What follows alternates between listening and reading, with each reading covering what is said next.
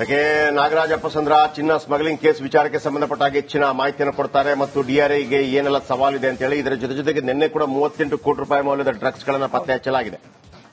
ಅದು ಎರಡನೇ ಅತಿ ದೊಡ್ಡದು. ಯಾಕಂದ್ರೆ ಇಲ್ಲಿ ತನಕ ಸಿಕ್ಕಿದ್ದು 25 ಕೋಟಿಯ ಡ್ರಗ್, ಮೊನ್ನೆ ಮಂಗಳೂರು ಪೊಲೀಸ್ 75 ಕೋಟಿಯದು, ಈಗ 38 ಕೋಟಿಯದು ಪತ್ತೆ ಹಚ್ಚಿದ್ದಾರೆ. ಆಮೇಲೆ ರನ್ಯ ಹೋಗಿ ಬಂದದಕ್ಕಿಂತ ಹೆಚ್ಚಾಗಿ ಡ್ರಗ್ ಪೆಡ್ಲರ್ಗಳು ಡೆಲ್ಲಿಗೆ ಹೋಗಿ ಬರ್ತಾ ಇದ್ದಾರೆ ಅಂತೇಳಿ, ಅಲ್ಲೂ ಕೂಡ ಒಂದು ದೊಡ್ಡ ಸಿಂಡಿಕೇಟ್ ನಡೀತಾ ಇದೆ ಅಂತೇಳಿ.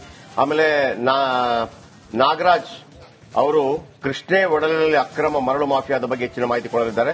ಐ ಥಿಂಕ್ ಲಾಸ್ಟ್ ಇಯರ್ ಕೂಡ ಇದೇ ಸ್ಟೋರಿಯನ್ನ ಅವರು ಮಾಡಿದ್ರು ಅಂತ ಅನ್ಸುತ್ತೆ. ಆ ಸಂದರ್ಭದಲ್ಲಿ ಸುರಪುರ ಎಕ್ಸ್ಎಂಎಲ್ಎ ರಾಜು ಗೌಡ್ರು ಇಲ್ಲಿಗೆ ಬಂದಿದ್ರು. ಅದು ಏನಾಯ್ತು ಅಂತ ಕೂಡ ಬೇಕಾಗಿದೆ. ಯಾಕಂದ್ರೆ ಅವತ್ತಿನ ಸ್ಟೋರಿ ಮಾಡಿದಾಗ ಅದು ಇಂಪ್ಯಾಕ್ಟ್ ಆಯ್ತಾ ಇಲ್ವಾ, ಈಗ ಮತ್ತೆ ಅದು ಅವ್ಯಾಹತವಾಗಿ ನಡೀತಾ ಇದೆ ಇಲ್ವಾ ಅನ್ನುವಂಥದ್ದು, ಅವತ್ತು ಮತ್ತು ಇವತ್ತಿಗೆ ಏನು ಬದಲಾವಣೆ ಆಗಿದೆ ಅನ್ನೋದು ಕೂಡ ನನಗೆ ಬೇಕು. ಆಮೇಲೆ ಅಭಿಷೇಕ್ ಮುಸ್ಲಿಂ ಮೀಸಲಾತಿ ವಿಚಾರಕ್ಕೆ ಜಟಾಪಟಿಗೆ ಸಂಬಂಧಪಟ್ಟ ಹಾಗೆ ಹೆಚ್ಚಿನ ಮಾಹಿತಿಯನ್ನು ಕೊಡ್ತಾರೆ. ನಿಮ್ಮ ಸಂದರ್ಭಗಳು ಬಂದಾಗ ಖಂಡಿತವಾಗ್ಲೂ ನಿಮ್ಮನ್ನು ನಾನು ಕಾಂಟ್ಯಾಕ್ಟ್ ಮಾಡ್ತೀನಿ. ಬಹಳ ಮುಖ್ಯವಾಗಿ ಭೂಮಿಗೆ ಮರಳಿದ ಸುನಿತಾ ವಿಲಿಯಮ್ಸ್ ನಗು ಮುಖದೊಂದಿಗೆ ಗಗನಯಾತ್ರೆ ರಿಟರ್ನ್. ಸುರಕ್ಷಿತವಾಗಿ ಸುನಿತಾ ಬುಚ್ ಬಿಲ್ಮೋರ್ ವಾಪಸ್. ಸ್ಪೇಸ್ ಎಕ್ಸ್ ಡ್ರ್ಯಾಗನ್ ಕ್ಯಾಪ್ಸೂಲ್ ಸುರಕ್ಷಿತವಾಗಿ ಸಮುದ್ರ ಸ್ಪರ್ಶವನ್ನು ಮಾಡಿದೆ. ಸುರಕ್ಷಿತವಾಗಿ ಫ್ಲೋರಿಡಾದ ಸಮುದ್ರ ಸ್ಪರ್ಶ ಮಾಡಿದ ಕ್ರೂ 9 ನೌಕೆ 9 ತಿಂಗಳ ಬಳಿಕ ಸುನಿತಾ ವಿಲಿಯಮ್ಸ್ ಭೂಮಿಗೆ ವಾಪಸ್. 286 ದಿನಗಳ ಕಾಲ ಬಾಹ್ಯಾಕಾಶದಲ್ಲಿ ಸುನಿತಾ ಜೀವನ. ಸುನಿತಾ ಬುಚ್ ನಿಕ್ ಹ್ಯಾಗ್ ಅಲೆಕ್ಸಾಂಡರ್ ವಾಪಸ್ ಆಗಿದ್ದಾರೆ. ಅಪ್ರತಿಮ ಸಾಹಸ ಮೆರೆದ ಭಾರತದ ಮಗಳು ಸುನಿತಾ ಅನ್ನುವಂಥದ್ದು. ಇವರ ಮೂಲ ಗುಜರಾತ್, ಭಾರತ ಅನ್ನುವಂಥದ್ದು. ಎಲ್ಲ ಹುಟ್ಟಿ ಬೆಳೆದದೆಲ್ಲ ಅಮೆರಿಕವೇ, ಆದ್ರೂ ಕೂಡ ಬಹಳ ವಿಶೇಷ ಏನಪ್ಪಾ ಅಂತಂದ್ರೆ ನೋಡಿ ಯಾವ ತರ ಬಂದ್ರು. ಇದು ಬಹಳ ರೋಚಕ ಇದೆ ನಿಜವಾಗ್ಲೂ. ಸೈಂಟಿಸ್ಟ್ಗಳು ಇದನ್ನ ನಮಗೆ ಏನು ಡಿಸ್ಪ್ಲೇ ಮಾಡಿ ತೋರಿಸಿದ್ರೆ ಬಹಳ ಅತ್ಯದ್ಭುತ. ಹೆಂಗೋಗುತ್ತೆ ನಮಗೆ ಆಶ್ಚರ್ಯ ಇರುತ್ತಲ್ಲ. ಈಗ ಒಂದು ಸಾಧಾರಣವಾಗಿ ಒಂದು ವಿಮಾನ ಮೇಲಕ್ಕೆ ಹೋಗುತ್ತೆ, ಹೆಂಗೆ ಗುರುತ್ವಾಕರ್ಷಣ ಶಕ್ತಿಯನ್ನ ಮೀರಿ ಮೇಲಕ್ಕೆ ಹೋಗುತ್ತೆ ಅಂತೇಳಿ. ಆಮೇಲೆ ಅಲ್ಲಿ ಹೆಂಗೆ ಓಡಾಡ್ತಾ ಇದ್ರಲ್ಲ ಗೊತ್ತೆ, ಅವ್ರ ಕೂದಲೆಲ್ಲ ಹಿಂಗೆಲ್ಲ ನಿಲ್ತಾ ಇತ್ತು. ಆಮೇಲೆ ನೀರು ಕುಡಿದ್ರೆ ಆಮೇಲೆ ಇದೆಲ್ಲ ಒಂದು ಬಹಳ ರೋಚಕವಾಗಿರುವಂತಹ ಒಂದು ಕತೆ. ಆಮೇಲೆ ಈ ಬ್ರಹ್ಮಾಂಡದ ಒಂದು ವಿಶೇಷತೆ ನೋಡಿ, ಸಾಧಾರಣವಾಗಿ ನನಗೆ ಇದು ಬಹಳ ರೋಚಕತೆ ಉಂಟು ಮಾಡುತ್ತೆ. ಯಾಕಂದ್ರೆ ನಿಮಗೆ ಏರೋನಾಟಿಕಲ್ ಇಂಜಿನಿಯರ್ಸ್ ಮತ್ತೊಂದು ಇವರೆಲ್ಲ ಬಾಹ್ಯಾಕಾಶದ ಬಗ್ಗೆ, ಯಾಕಂದ್ರೆ ಅನಂತ ಬ್ರಹ್ಮಾಂಡ ಅದು ಬೇಕಾದಷ್ಟಿದೆ. ಇಲ್ಲಿಗೆಲ್ಲ ನಾವು ಈಗ ನಾವ್ ಹೇಳಿದ್ವಲ್ಲ, ನಮ್ದು ಮಿಲ್ಕಿ ವೇ ಇದೆ. ಅದರಲ್ಲಿ ಮಿಲ್ಕಿ ವೇಯಲ್ಲಿ ಒಂದು ಸಣ್ಣ ಗ್ರಹ, ಸಣ್ಣ ನಕ್ಷತ್ರ ಸೂರ್ಯ, ಅದರಲ್ಲಿ 9 ಗ್ರಹಗಳು ಅಂತೇಳಿ. ಅದರ ಹೊರಗೆ ನಾವು ಬೇರೆ ಬೇರೆ ಉಪಗ್ರಹಗಳನ್ನ ಕಳಿಸಿರ್ಬೋದು. ಈ ಮಿಲ್ಕಿ ವೇಗಿಂತ ಹೊರಗೆ ಒಂದು ಉಪಗ್ರಹವನ್ನ ನಾವು ಕಳಿಸಿದೀವಿ ಇಲ್ಲಿ ತನಕ. ಅದೊಂದು ರೋಚಕತೆ. ಮತ್ತೊಂದು ನಿಮ್ಗೆ ಇನ್ನೊಂದು ಹೇಳ್ತೀನಿ. ಈಗ ಸಮುದ್ರಕ್ಕೆ ಇಳೀತಲ್ವಾ, ನಾವು ಬಾಹ್ಯಾಕಾಶದಲ್ಲಿ ಎಷ್ಟು ಎತ್ತರಕ್ಕೆ ಹೋಗಿದ್ದೀವಿ. ಮಂಗಳ ಗ್ರಹಕ್ಕೂ ಹೋಗಿದ್ದೀವಿ, ಚಂದ್ರನಲ್ಲಿಗೂ ಹೋಗಿದ್ದೀವಿ, ಇಲ್ಲಿಗೆಲ್ಲ ಹೋಗುವಂತ ಪ್ರಯತ್ನಗಳನ್ನು ಮಾಡಿದ್ದೀವಿ. ಸೂರ್ಯನಿಗೂ ಮೊನ್ನೆ ಯಾವುದೋ ಒಂದು ದೂರದಲ್ಲಿ ಇದು ಕಳಿಸಿದ್ವಲ್ಲ ಏನೊಂದು ಉಪಗ್ರಹ. ಆದ್ರೆ ಈ ನೀರಿದೆಯಲ್ಲ, ಇಲ್ಲಿ ನಮ್ಮ ಭೂಮಿಯಲ್ಲಿರುವಂತ ನೀರಿನ 1 ಕಿಲೋಮೀಟರ್ ಒಳಗಡೆ ಇಲ್ಲಿ ತನಕ ನಮಗೆ ಮನುಷ್ಯನಿಗೆ ಹೋಗ್ಲಿಕ್ಕೆ ಆಗಿಲ್ಲ. ಈ ಸಮುದ್ರದ ಒಳಗಡೆ ಏನೆಲ್ಲ ಜೀವರಾಶಿಗಳಿದೆ ಅನ್ನೋದೇ ದೊಡ್ಡ ಏನು ಸಾಗರಕ್ಕೆ ಸಂಬಂಧಪಟ್ಟ ಅಧ್ಯಯನ ಇದೆಯಲ್ಲ, ಅದು ಇನ್ನೂ ಕೂಡ ಪ್ರವರ್ಧಮಾನಕ್ಕೆ ಬಂದಿಲ್ಲ. ಯಾಕೆ ಹೇಳಿದ್ರೆ ಈ ಬ್ರಹ್ಮಾಂಡದ ಅಚ್ಚರಿ ಬಗ್ಗೆ ನಾನು ಹೇಳ್ತಾ ಇದ್ದೀನಿ. ಬನ್ನಿ ವೀಕ್ಷಕರೇ, ಬಾಹ್ಯಾಕಾಶ ಇತಿಹಾಸದಲ್ಲೇ ಇದು ಅತ್ಯಂತ ದೊಡ್ಡ ಐತಿಹಾಸಿಕ ಹಾಗೂ ಸಾಹಸಮಯ ಮಿಷನ್. ಒಂದು ಯಶಸ್ವಿಯಾಗಿದೆ. 9 ತಿಂಗಳು ಬಾಹ್ಯಾಕಾಶ ಕೇಂದ್ರದಲ್ಲಿ ಸಿಲುಕಿಕೊಳ್ತಾರೆ. ಬರಬೇಕಾಗಿತ್ತು, ಸಿಲುಕೊಳ್ತಾರೆ. ಸುನಿತಾ ವಿಲಿಯಮ್ಸ್ ಮತ್ತು ಬಿಲ್ ಬಿಲ್ಮೋರ್ ಮತ್ತು ಮತ್ತಿಬ್ಬರು ಸಹ ಗಗನಯಾತ್ರಿಗಳ ಜೊತೆ ಸುರಕ್ಷಿತವಾಗಿ ಭೂಮಿಗೆ ಬಂದಿಳಿದಿದ್ದಾರೆ. ಇದರ ಜೊತೆಗೆ ಸುನಿತಾ ವಿಲಿಯಮ್ಸ್ ಅಪ್ರತಿಮ ದಾಖಲೆ ಬರೆದಿದ್ದಾರೆ. ಸುನಿತಾ ಮತ್ತು ಬಿಲ್ ವಿಲ್ಮೋರ್ ಅವರನ್ನು ರಕ್ಷಣೆ ಮಾಡುವ, ಭೂಮಿಗೆ ಕರೆತರುವ ಸ್ಪೇಸ್ ಎಕ್ಸ್ ಕಾರ್ಯಾಚರಣೆ ಹೇಗಿತ್ತು, ಇಲ್ಲಿದೆ ಒಂದು ವಿಶೇಷ ವರದಿ.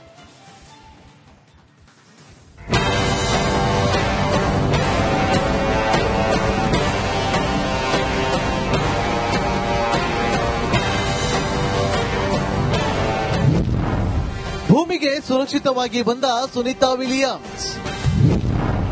ಸಾಲು ಸಾಲು ಸವಾಲು ಗೆದ್ದ NASA space X.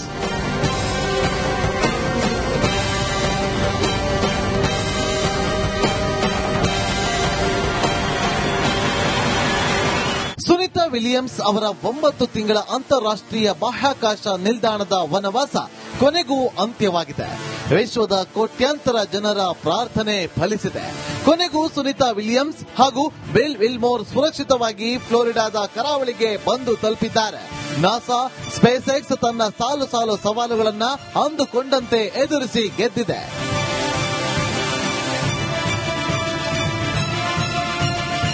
Gulf of Mexico ಸಮುದ್ರ ಅಟ್ಲಾಂಟಿಕ್ ಸಮುದ್ರದ ನಡುವೆ ಡ್ರ್ಯಾಗನ್ ಕ್ಯಾಪ್ಸೂಲ್ ಟಚ್ ಡೌನ್ ಮಾಡುವ ಸವಾಲು ನಾಸಾದ ಎದುರಿಗಿತ್ತು. ಅದರಂತೆ ಈಗ ಕ್ಯಾಪ್ಸೂಲ್ ಟಚ್ ಡೌನ್ ಆಗಿದೆ. ನಿಗದಿತ ಜಾಗದಲ್ಲಿಯೇ ಆಗಿದ್ದು ಇನ್ನೊಂದು ಸಾಧನೆ.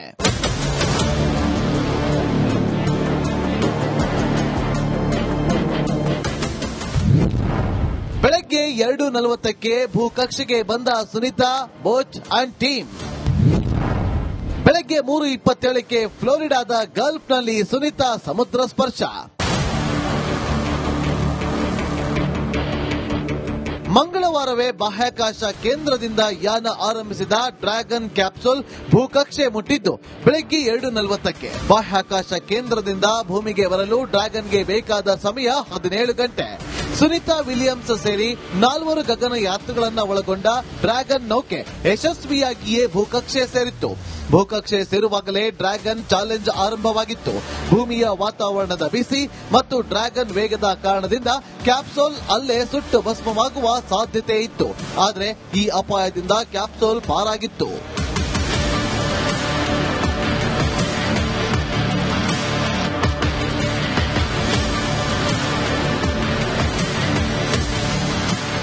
ಇನ್ನು ನಾಸಾ ಮತ್ತು ಸ್ಪೇಸ್ ಎಕ್ಸ್ ನ ಯೋಜನೆಯಂತೆಯೇ 3 ಗಂಟೆ 27 ನಿಮಿಷಕ್ಕೆ ಗಲ್ಫ್ ಆಫ್ ಮೆಕ್ಸಿಕೋ ಸಮುದ್ರ ಅಟ್ಲಾಂಟಿಕ್ ಸಮುದ್ರದ ನಡುವೆ ಡ್ರ್ಯಾಗನ್ ಕ್ಯಾಪ್ಸೂಲ್ ಟಚ್ ಡೌನ್ ಮಾಡಿತು.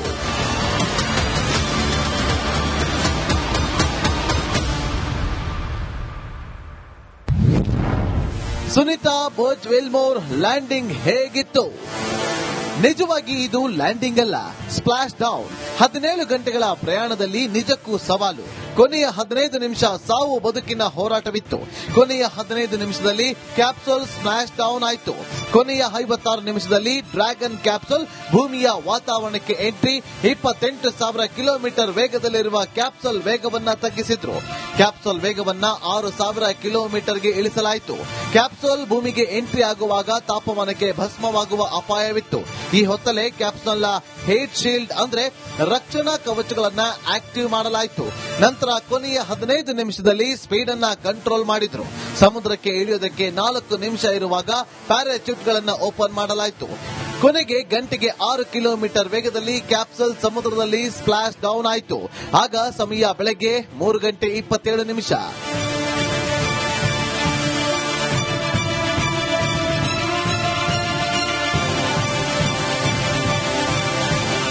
ನಂತರ ಅಲ್ಲೇ ತಯಾರಾಗಿ ನಿಂತಿದ್ದ ನೌಕಾಪಡೆಯ ಬೋಟ್ಗಳು ಸಮುದ್ರಕ್ಕೆ ಬಿದ್ದು ಡ್ರ್ಯಾಗನ್ ಕ್ಯಾಪ್ಸೂಲ್ ಅನ್ನು ಎತ್ತಿ ಮೇಲಕ್ಕೆ ತಂದವು. ನಂತರ ಕ್ಯಾಪ್ಸೂಲ್ನಿಂದ ಮೊದಲು ಹೊರಕ್ಕೆ ಬಂದಿದ್ದು ಗಗನಯಾತ್ರಿ ನಿಕ್ ಹೇಗ್, ನಂತರ ಬಂದಿದ್ದು ಅಲೆಕ್ಸಾಂಡರ್.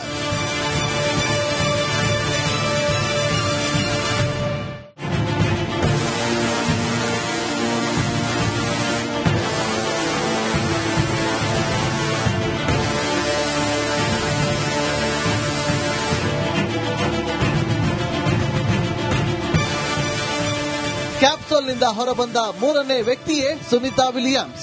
ಕೊನೆಗೆ ಹೊರಬಂದಿದ್ದು ಬೋಚ್ ವಿಲ್ಮೋರ್.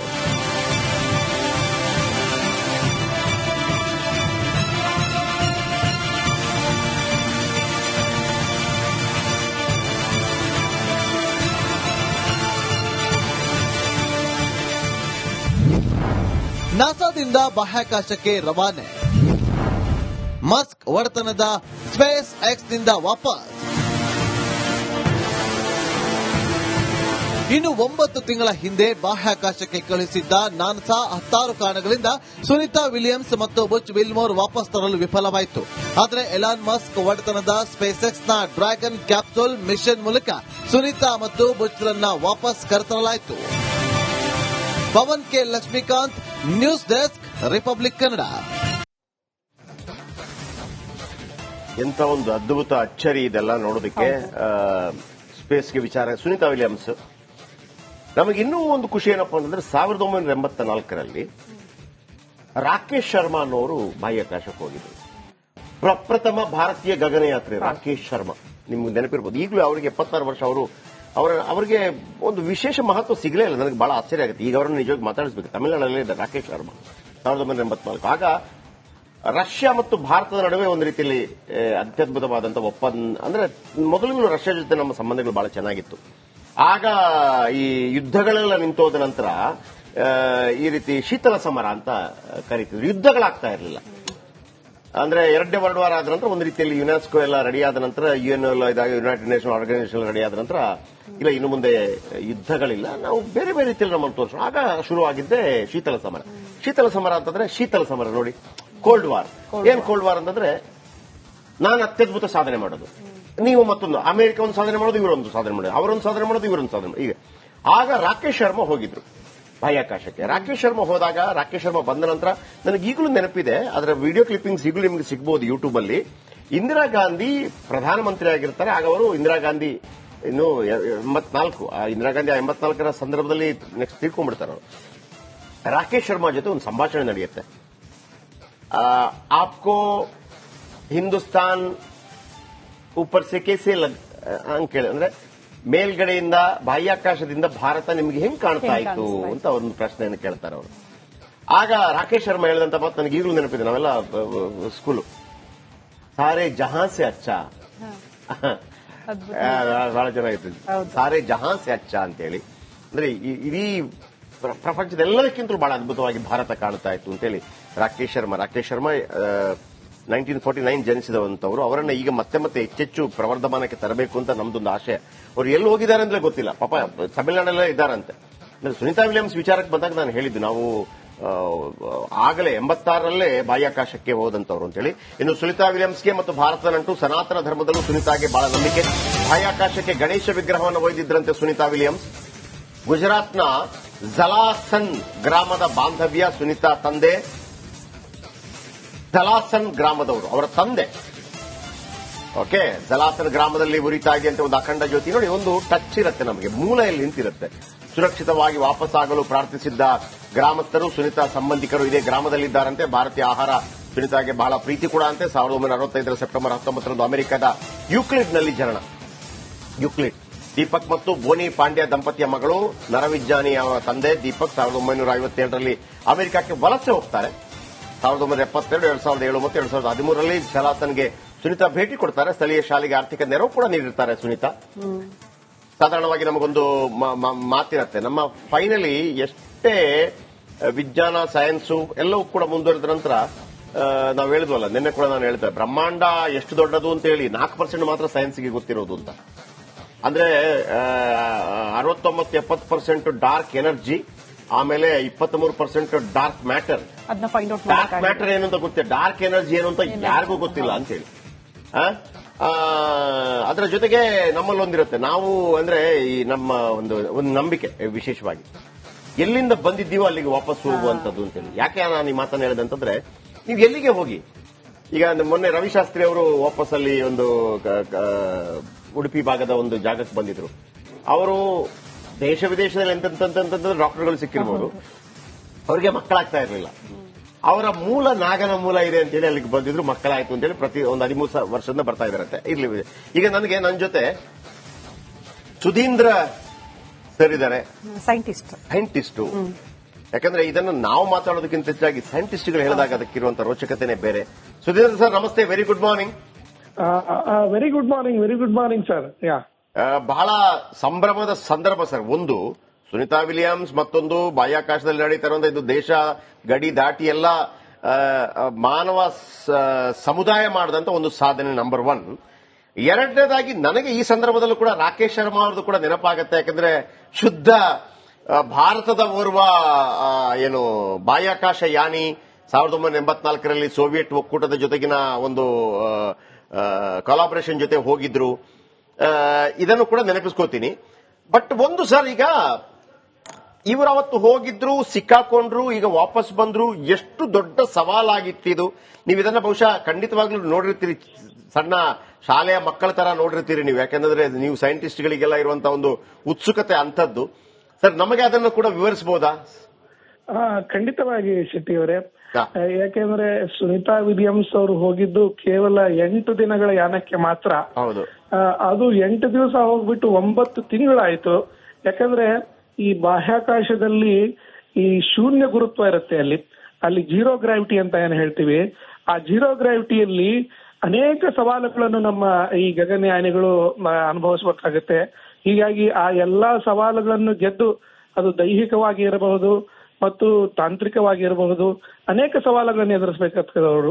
ಅದನ್ನೆಲ್ಲ ಎದುರಿಸ್ಬಿಟ್ಟು ಅಷ್ಟೊಂದು ನಿಜವಾಗ್ಲೂ ನಾವು ಸುನೀತಾ ವಿಲಿಯಮ್ಸ್ ತುಂಬಾ ಗಟ್ಟಿಗಿತ್ತಿ ಅಂತ ಹೇಳ್ಬಹುದು. ತುಂಬಾ ಸ್ಥೈರ್ಯ ಇರೋರು. ಬೆಳಗ್ಗೆ ನೀವು ಇವತ್ತವರು ಭೂಸ್ಪರ್ಶ ಮಾಡಿದಾಗ ಅವ್ರು ಹೊರಗೆ ಬರಬೇಕಾದ್ರೆ ತುಂಬಾ ಹಸನ್ಮುಖಿಯಾಗಿದ್ರು. ಅದನ್ನ ನೀವು ನೋಡಿರ್ಬೋದು, ಗಮನಿಸಬಹುದು. ಅಂದ್ರೆ ಅದು ಅವರಲ್ಲಿರ್ತಕ್ಕಂಥ ಆತ್ಮಸ್ಥೈರ್ಯವನ್ನ ತೋರಿಸುತ್ತೆ ನಮಗೆ. ಹೀಗಾಗಿ ಈ ಸುನೀತಾ ವಿಲಿಯಮ್ಸ್ ನಮಗೊಬ್ಬ ಮಾದರಿ ಆಗಿ ನಮಗೆ ಇವತ್ತು ಹೊರಹೊಮ್ಮಿದ್ದಾರೆ. ಅವರು ಭಾರತೀಯ ಮೂಲದವರು ಅನ್ನೋದು ಅಷ್ಟೇ ಹೆಮ್ಮೆಯ ವಿಷಯ. ಹೀಗಾಗಿ ನಿನ್ನೆ ನಮ್ಮ ಪ್ರಧಾನಮಂತ್ರಿಗಳು ಕೂಡ ಅವರಿಗೆ ಪತ್ರ ಬರೆದು ಅವರಿಗೆ ಭಾರತಕ್ಕೆ ಬರೋದಕ್ಕೆ ಒಂದು ಆಹ್ವಾನವನ್ನು ಕೊಟ್ಟಿದ್ದಾರೆ. ನಾನು ಈ 9 ತಿಂಗಳಲ್ಲಿ ನೋಡಿದ್ದೀನಿ, ನಾನು ಎಲ್ಲೇ ಹೋದ್ರು, ಯಾವ್ಯಾವ ಊರಿನಲ್ಲಿ ಹೋದ್ರು ಕೂಡ ಎಲ್ಲರೂ ನನಗೆ ಮೊದಲೇ ಕೇಳ್ತಾ ಇರೋದು ಸುನೀತಾ ವಿಲಿಯಮ್ಸ್ ವಿಷಯ ಏನಾಯ್ತು, ಸಿಕ್ಕಾಕೊಂಡಿದ್ದಾರೆ ಅಲ್ಲಿ ಬಾಹ್ಯಾಕಾಶದಲ್ಲಿ ಅಂತ ಅವರಿಗೆಲ್ಲ ಉತ್ತರ ಕೊಡ್ತಾ ಇದ್ದೆ ನಾನು.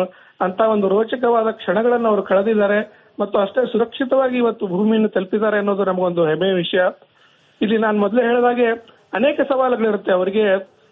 ದಿನನಿತ್ಯದ ಕಾರ್ಯಗಳನ್ನು ನಿರ್ವಹಿಸುವುದರ ಜೊತೆಗೆ ಆ ಒಂದು ಸ್ಪೇಸ್ ಕ್ಯಾಪ್ಸುಲ್ ನಿರ್ವಹಣೆಯೂ ಅವರ ಹೊಣೆಯಾಗಿರ್ತದೆ ಮತ್ತು ಅದರ ಜೊತೆಗೆ ಸಂಶೋಧನೆಯನ್ನು ಮಾಡತಕ್ಕಂಥ ಜವಾಬ್ದಾರಿ ಅವರಲ್ಲಿತ್ತು. ಈ ಎಲ್ಲವುಗಳನ್ನು ಅತ್ಯಂತ ಸಮರ್ಥವಾಗಿ ನಿಭಾಯಿಸಿ ಆತ್ಮಸ್ಥೈರ್ಯದಿಂದ ಅವರು ಇವತ್ತು ವಾಪಸ್ ಬಂದಿದ್ದಾರೆ. ಅದು ನಮಗೆಲ್ಲ ಹೆಮ್ಮೆಯ ವಿಷಯ ಅಂತ ಹೇಳ್ಬೇಕಾಗುತ್ತೆ ಶೆಟ್ಟಿ ಅವರೇ. ಸರ್, ಈಗ ಅದು ಆ ಲ್ಯಾಂಡ್, ಅದಕ್ಕೇನಂತಾರೆ, ಲ್ಯಾಂಡ್ ಅಂತಲ್ಲ, ಬಹಳ ಸ್ಪೇಸ್ ಕ್ಯಾಪ್ಸೂಲ್ ಅದು. ಅಲ್ಲಿ 2 ಡಾಲ್ಫಿನ್ಗಳು ಕೂಡ ಕಾಣಸಿಕ್ತು ಸರ್. ಅದು ಏನು ಆ ಸಂದರ್ಭದಲ್ಲಿ ಕರ್ಕೊಂಡ್ಬಂದಿದ್ರಾ? ಅಂದ್ರೆ ನನಗೆ ನನ್ನ ಕೆಲವು ಜನಸಾಮಾನ್ಯರ ಕುತೂಹಲ ಅದು. ಅಂದ್ರೆ ಈಗ ಡಾಲ್ಫಿನ್ ಬಹಳ ಮನುಷ್ಯ ಪ್ರೇಮಿ ಅಂತ ಇರುತ್ತೆ. ಆಮೇಲೆ ಅದನ್ನು ಸಾಕೋರು ಕೂಡ ಅದನ್ನ ಸಾಕ್ತಾರೆ ಆ ಸಂದರ್ಭದಲ್ಲಿ ಅಂತ ಹೇಳಿ ಡಾಲ್ಫಿನ್ ಕಾಣಿಸ್ಕೊಳ್ತು ಸರ್. ಅದು ಅಚಾನಕವಾಗಿ ಕಾಣಿಸ್ಕೊಳ್ತಾ ಅದು ಏನದು ಅಂತ. ಎಲ್ಲಿ ಅಲ್ಲಿ ಕೂಡ ಆ ಸಮುದ್ರದಲ್ಲ ನೀವು ಹೇಳ್ತಾರೆ. ಹೌದು. ಅದು ಒಂದು ಕೋಇನ್ಸಿಡೆನ್ಸ್ ಅಂತ ಹೇಳ್ಬಹುದು. ಅಲ್ಲಿ ಏನಂದ್ರೆ ಮೊದಲೇ ಒಂದು ರೆಸ್ಕ್ಯೂ ಟೀಮ್ ರೆಡಿ ಆಗಿತ್ತು ಅಲ್ಲಿ ಅಮೆರಿಕದ ನೇವಿಯಿಂದ. ಅವರನ್ನ ಸುರಕ್ಷಿತವಾಗಿ ಆ ಕ್ಯಾಪ್ಸೂಲ್ ಇಂದ ಹೊರಗಡೆ ಕರ್ಕೊಂಡು ಬಂದು ಅಲ್ಲಿ ಇರತಕ್ಕಂತ ಹೋಸ್ಟೆಲ್ ಇರತಕ್ಕಂತ ಸ್ಪೇಸ್ ಸೆಂಟರ್ ಕರ್ಕೊಂಡು ಹೋಗೋದು. ಹಾಗೆ ಕೂಡ ಅವರು ಅಲ್ಲಿ ನೀವು ಹೇಳಿದಾಗೆ ಸಂಬಂಧನೂ ಇರಬಹುದು. ಯಾಕಂದ್ರೆ ಡಾಲ್ಫಿನ್ಗೂ ಮತ್ತು ಮನುಷ್ಯನಿಗೂ ಅನುಭವ ಸಂಬಂಧ ಇದ್ದೇ ಇದೆ. ಸೊ ಹೀಗಾಗಿ ಅಲ್ಲಿ ಆ ನೇವಿಯವ್ರ ರೆಸ್ಕ್ಯೂ ಟೀಮ್ ಬಂದಾಗ ಅವುಗಳು ಬಂದಿರೋದು ನನಗ್ ತಿಳಿದ ಮಟ್ಟಿಗೆ ಕೋಇನ್ಸಿಡೆನ್ಸ್ ಇರಬಹುದೇನೋ. ಮತ್ತೆ ಇದು ವಿಶೇಷವಾದ್ದೇನಾದ್ರೂ ಇದ್ರೆ ನನ್ ಗಮನಕ್ಕೆ ಬಂದಿಲ್ಲ. ಈಗ ಸರ್ ಸುಧೀಂದ್ರ ಸರ್, ಈಗ ಗುರುತ್ವಾಕರ್ಷಣ ಶಕ್ತಿಯಿಂದ ಕಂಪ್ಲೀಟ್ ಆಗಿ ಇವರು ಹೊರಗಿರ್ತಾರೆ. ಈಗ ಕೇವಲ 8 ದಿನಗಳಿಗೆ ಹೋದವರು 9 ತಿಂಗಳು ಅಲ್ಲಿ ಬಾಕಿ ಆದಾಗ ಈ ಆಹಾರ ಮತ್ತೊಂದು ಮಗದೊಂದು ಇದನ್ನೆಲ್ಲ ಹೇಗೆ ವ್ಯವಸ್ಥೆ ಮಾಡಲಾಯಿತು ಅಂತ? ಅಲ್ಲಿ ಆಹಾರಕ್ಕೆ ಕೊರತೆ ಇರೋದಿಲ್ಲ. ಯಾಕಂದ್ರೆ ಅಲ್ಲೆಲ್ಲ ಒಂದು ಡೀಪ್ ಫ್ರೋಜನ್ ಸ್ಟೇಟ್ ಅಲ್ಲಿ ಸುಮಾರು ಆಹಾರ ಪದಾರ್ಥಗಳನ್ನು, ಯಾಕಂದ್ರೆ ಇದೇನು ಆ ಬಾಹ್ಯಾಕಾಶ ನೌಕೆ ಇದೆ ಅದು ಕಂಟಿನ್ಯೂಸ್ ಆಗಿ ಅಲ್ಲಿ ಒಬ್ಬರಿಲ್ಲ ಒಬ್ರು ಗಗನಯಾನಿಗಳು ಇದ್ದೇ ಇರ್ತಾರೆ, ಜೀವಿಸಿರ್ತಾರೆ. ಹೀಗಾಗಿ ಆಹಾರದ ದಾಸ್ತಾನು ತುಂಬಾ ಇರುತ್ತೆ ಅಲ್ಲಿ. ಆದ್ರೆ ಅಲ್ಲಿ ಏನಂದ್ರೆ ಅದಕ್ಕೆ ವಿಶೇಷವಾದಂತ ಒಂದು ಸಂಸ್ಕರಣೆ ಮಾಡೋದಾಗ್ಲಿ, ತಯಾರು ಮಾಡೋದಾಗ್ಲಿ ನಾವು ಈಗ ಇನ್ನೊಂದು ಸರ್ ಬಹಳ ಮುಖ್ಯವಾಗಿ ನನಗೆ ಪ್ರೊಫೆಸರ್ ಕೇಳಲಿಕ್ಕಿರುವಂತದ್ದು, ಈಗ ನಾವ್ ಹೇಳ್ತೀವಲ್ಲ 1 BHK 2 BHK ಈ ತರ ಅಂತ. ಈಗ ಇಷ್ಟು ಜನ ಇದ್ರಲ್ಲ, ಎಷ್ಟು ವ್ಯಾಪ್ತಿಯ ಜಾಗದಲ್ಲಿ ಅವರು ಅಲ್ಲಿರ್ಬೇಕಾಗಿತ್ತು ಸ್ಪೇಸ್ ಅಲ್ಲಿ ಅಂತ? ಅಲ್ಲ, ಆಕ್ಚುಲಿ ಅದು ಒಳಗಡೆ ದೊಡ್ಡದಾಗಿರೋ ಸ್ಪೇಸ್ ಇರುತ್ತೆ. ಬಟ್ ಅವ್ರು ಏನಂದ್ರೆ ಅಲ್ಲಿ ತೇಲಾಡ್ತಾ ಇರ್ತಾರೆ, ನೀವು ನೋಡಿರ್ಬಹುದು. ಅಲ್ಲಿ ಅವರು ತೇಲಾಡ್ತಾ ಇರ್ತಾರೆ ಮತ್ತು ಸಂಧಿಗೊಂದುಗಳಲ್ಲಿ ಓಡಾಡ್ತಾ ತುಂಬಾ ಎಲ್ಲ ಫುಲ್ ಏರಿಯಾ ತಗೊಂಡಾಗ ತುಂಬಾ ದೊಡ್ಡದಾಗಿರುತ್ತೆ. ಸುಮಾರು 6-7 BHK ಅಷ್ಟು ದೊಡ್ಡ ಜಾಗ ಇರುತ್ತೆ. ಬಟ್ ಏನಂದ್ರೆ ಅವರಿಗೆ ಅಲ್ಲಿ ಕನ್ಸ್ಟೆಂಟ್ಸ್ ಬಹಳ ಇರುತ್ತೆ. ಯಾಕಂದ್ರೆ ಅಲ್ಲಿ ಟೆಕ್ನಿಕಲ್ ಇನ್ಸ್ಟ್ರೂಮೆಂಟ್ಸ್ ಇರುತ್ತೆ, ಅಲ್ಲದೆ ಕೆಲವೊಂದು ನಿರ್ದಿಷ್ಟ ಕಾರ್ಯಗಳನ್ನು ಮಾಡೋದಕ್ಕೆ ನಿರ್ದಿಷ್ಟ ಜಾಗಗಳಿರುತ್ತೆ. ಹೀಗಾಗಿ ಆ ಸಂದುಗೊಂದುಗಳಲ್ಲೇ ಅವರು ಓಡಾಡ್ಬೇಕಾಗತ್ತೆ. ಸುಮಾರು ವಿಡಿಯೋಗಳನ್ನು ನೀವು ನೋಡಿರ್ಬೋದು. ಸುನೀತಾ ವಿಲಿಯಮ್ಸ್ ತಮ್ಮ ದಿನನಿತ್ಯದ ಕಾರ್ಯಗಳನ್ನು ಮಾಡೋದಾಗ್ಲಿ, ಅಲ್ಲಿ ಸಂಶೋಧನೆ ಮಾಡೋದಾಗ್ಲಿ, ಅಲ್ಲಿ ಜೀರೋ ಗ್ರಾವಿಟಿ ಇರೋದ್ರಿಂದ ಅವರು ಅಪ್ ಯಾವ್ದು ಡೌನ್ ಯಾವ್ದು ಅನ್ನೋ ಸೆನ್ಸೇ ಇರೋದಿಲ್ಲ ಅವರಿಗೆ. ಸೊ ಎಲ್ಲಾನು ಒಂದೇ ಅಲ್ಲಿ. ಸೊ ಆಮೇಲೆ ಈ ಜೀರೋ ಗ್ರಾವಿಟಿಲಿ ಏನಾಗುತ್ತೆ ಅಂದ್ರೆ ಇನ್ನೊಂದು ಅವರ ಮಸಲ್ಗೆ ಒಂದು ಸ್ಟ್ರೆಂತ್ ಏನಿರುತ್ತೆ ಭೂಮಿಯಲ್ಲಿ ಅದು ಹೋಗ್ಬಿಡುತ್ತೆ, ಬೋನ್ ಡೆನ್ಸಿಟಿ ಕಡಿಮೆ ಆಗುತ್ತೆ. ಆಮೇಲೆ ಇನ್ನೊಂದು ಚಾಲೆಂಜ್ ಅವ್ರು ಏನು ಎದುರಿಸಬೇಕಾಗ್ತದೆ ಅಂದ್ರೆ ಅಲ್ಲಿ ವಿಕಿರಣಗಳು, ರೇಡಿಯೇಷನ್ ಬರ್ತಾ ಇರುತ್ತೆ ಔಟರ್ ಸ್ಪೇಸ್ ಇಂದ. ಅವುಗಳನ್ನ ಪ್ರೊಟೆಕ್ಟ್ ಮಾಡೋದಕ್ಕೆ ಇವ್ರ ಹತ್ರ ಎಷ್ಟೇ ಕವಚಗಳಿದ್ರೂ ಕೂಡ ಅಲ್ಪ ಪ್ರಮಾಣದಲ್ಲಿ ಅದು ದೇಹವನ್ನು ಸೇರ್ತಾ ಇರುತ್ತೆ. ಅದು 9 ತಿಂಗಳ ಕಾಲ ಅದು ಸೇರಿರೋದ್ರಿಂದ ಅದು ದೇಹದೊಳಗೆ ಅನೇಕ ದುಷ್ಪರಿಣಾಮಗಳನ್ನು ಮಾಡುವ ಸಾಧ್ಯತೆ ಇರುತ್ತೆ. ಹೀಗಾಗಿ ಈ ಎಲ್ಲಾ ಚಾಲೆಂಜ್ಗಳನ್ನು ಅವರು ಇವತ್ತು ಮೀರಿ ಯಶಸ್ವಿಯಾಗಿ ಒಂದು 9 ತಿಂಗಳ ಒಂದು ಯಾನವನ್ನು ಮುಗಿಸಿಕೊಂಡು ಬಂದಿರೋದು ನಮ್ಗೆಲ್ಲ ಒಂದು ಥ್ಯಾಂಕ್ ಯು ಹೆಮ್ಮೆಯ ಸರ್, ವಿಷಯ. Thank you sir, thank you. ಬಹಳ ಅದ್ಭುತವಾಗಿ ವಿವರಿಸಿದ್ರಿ. ನೋಡಿ ಎಷ್ಟು ಅದ್ಭುತ ನೋಡಿ, ಇದು ಒಂಥರ ಸಿನಿಮಾಗಳಲ್ಲಿ ಬಂದಂಗೆ ಕಾಣ್ತಾ ಇದ್ದು, ರಿಯಲ್ ಆಗಿ ನಡೆದಿರುವಂತಹ ಘಟನಾವಳಿಗಳು, ಅದನ್ನ ಸೇಫ್ ಮಾಡೋದಕ್ಕೆ ಮತ್ತೊಂದು ಇದು ನೋಡಿ. ನಾನು ಹೇಳಿದ್ನಲ್ವಾ, ಸೈನ್ಸು ಎಲ್ಲವೂ ಕೂಡ ವಿಜ್ಞಾನದ ಮುಖಾಂತರ. ವಿಜ್ಞಾನ ಅದನ್ನ ಸುಳ್ಳ ಸತ್ಯವ ಅನ್ನೋದನ್ನ ಹೇಳ್ತಾ ಹೋಗೋದು ವಿಜ್ಞಾನ ಅಂತ. ಏನೇ ನಂಬಿಕೆ ಅಪನಂಬಿಕೆ ಮತ್ತೊಂದು ಅದನ್ನ ಪ್ರೂವ್ ಮಾಡ್ತಾ ಹೋಗೋದು ಸೈನ್ಸ್ ಅಂತೇಳಿ ಇವತ್ತು ಎಲ್ಲರೂ ನೆನಪಾಗ್ತಾರೆ. ರಾಕೇಶ್ ಶರ್ಮಾ, ಆಮೇಲೆ ಕಲ್ಪನಾ ಚಾವ್ಲಾ, ಅವರು ತೀರ್ಕೊಂಡ್ರು. ಆಮೇಲೆ ಕಲ್ಪನಾ ಚಾವ್ಲಾ, ಸುನೀತಾ ವಿಲಿಯಮ್ಸ್, ಇಲ್ಲೆಲ್ಲ ಭಾರತೀಯರ ಹೆಸರು ಬಂದಾಗ ನಾವು ಒಂಥರ ಪುಳಕಿತರಾಗ್ತೀವಿ ನಾವು. ಭಾರತೀಯರ ಸುನೀತಾ ವಿಲಿಯಮ್ಸ್, ಈಗ ವಿಲಿಯಮ್ಸ್ ಅಂದ್ರೆ ಅದು ಕೂಡ ಒಂದು ಅದ್ಭುತ ಹೆಸರೇ, ಆದ್ರೆ ಭಾರತೀಯ ಹೆಸರುಗಳು ಅಂತಿರತ್ತಲ್ಲ. ಈಗ ಕಮಲಾ ಹ್ಯಾರಿಸ್, ಕಮಲಾ ಅಂತ ಬಂತು, ನಮ್ಮ ಭಾರತೀಯರ ಹೆಸರು. ಆಮೇಲೆ ಈ ತರ ಬಂದಾಗ ನಮಗೊಂದು ಈಗ ಸುಂದರ್ ಪಿಚಾಯ್, ಗೂಗಲ್ ಸಿಒ ಅಂತೆ ಪಿಚಾಯ್, ಸುಂದರ್ ಅಂತಂದ್ರೆ ನಮ್ಮ ಭಾರತೀಯ ಹೆಸರು ಅಂತೇಳಿ. ಎನಿವೆ ಮತ್ತೊಮ್ಮೆ ಎಲ್ಲರಿಗೂ ಕೂಡ ಕಂಗ್ರಾಚುಲೇಷನ್ಸ್. ಈಗ ಒಂದು ಬ್ರೇಕ್ ಆದ ನಂತರ ಮುಂದಿನ